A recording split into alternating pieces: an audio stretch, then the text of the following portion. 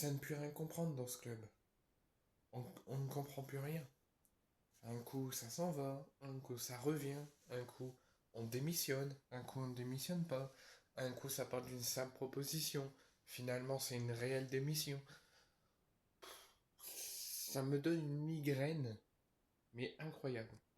Il faut pas être cardiaque si t'es supporter de l'Olympique de Marseille.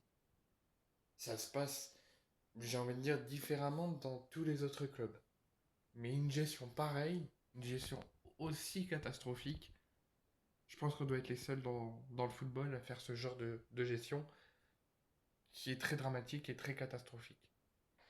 Il y a quelques jours, il y a 2 jours de cela, après vous avoir fait le débrief de Marseille-Strasbourg, je vous avais annoncé que Mehdi Benassia avait démissionné, que l'OM fonçait droit dans le mur, que l'OM fonçait droit dans le négatif, que l'OM était lié à la destruction, puisque on avait préparé ce déplacement à Brest, l'Olympico qui suit derrière contre Lyon au Vélodrome, sans entraîneur, avec un entraîneur intérimaire Pancho Bardonado, sans directeur sportif avec la démission de Mehdi Benassia, quelques membres de la direction qui sont partis, donc avec une direction qui n'existe presque même plus.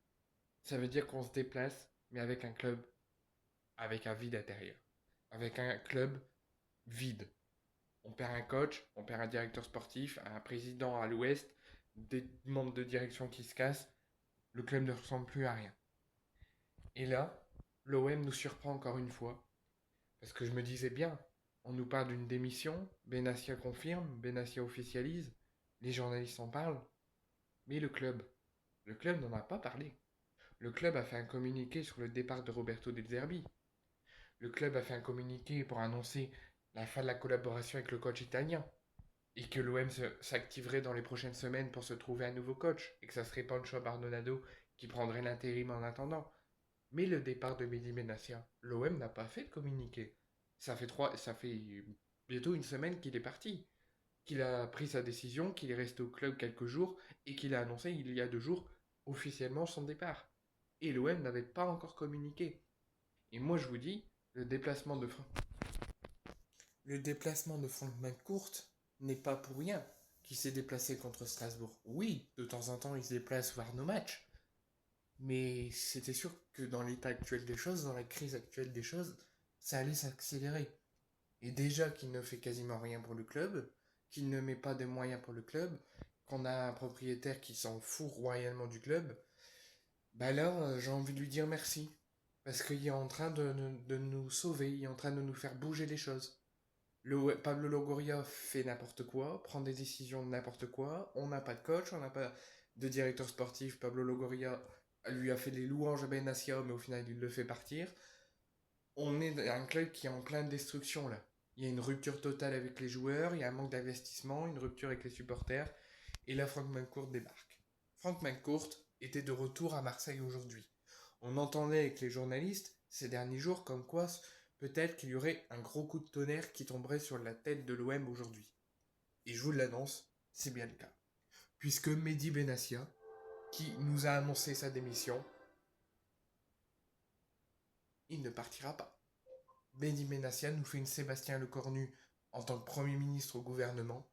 Il nous annonce sa démission, il nous annonce son départ, et au final, il revient.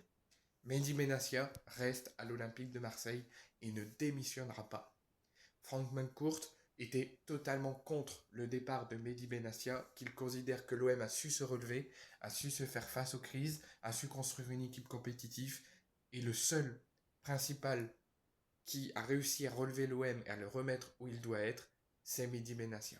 Et ça, Franck McCourt a vu rouge quand Mehdi Benassia était plus au club et a officialisé son départ. Et il considère comme fautif de cette crise actuelle, des départs actuels et de la crise que l'OM est en train de vivre, Pablo Longoria. Franck McCourt l'OM nous annonce via un communiqué que suite à l'intervention de notre propriétaire Franck McCourt et à la suite d'une réunion, Mehdi Benassia, sa démission est refusée par le propriétaire, sa démission n'est plus d'actualité et il revient au club, mais pas en tant que directeur sportif, il prend l'intégralité des pleins pouvoirs au sein du club. Il est il appartient à tous les postes de l'OM au sein de la direction, dont la présidence du club. Il va gérer l'intégralité du club. Tout ce qui se passera et que le nom de l'OM sera cité, c'est Mehdi Benassia qui gérera l'intégralité de tous les dossiers qui concernent l'Olympique de Marseille, dont la tête de la présidence du club. Pablo Longoria n'est plus le président de l'Olympique de Marseille. Il a été déclassé, il n'a plus aucun pouvoir au club, il ne gère plus rien du tout, plus aucun dossier à l'intérieur du club. Il sera juste encore un tout petit peu lié au club. C'est par contre pour représenter l'OM dans les instances, dont la LFP ou dans les instances européennes. Il n'aura plus de poste à lui au sein du club. Et Pablo Longoria a réagi, et Pablo Longoria souhaite quitter l'OM, puisqu'il ne se considère plus à sa place au sein du club s'il ne peut plus rien faire pour le club à l'intérieur. Ça ne lui convient pas de représenter l'OM dehors et de ne plus avoir aucun pouvoir à l'intérieur.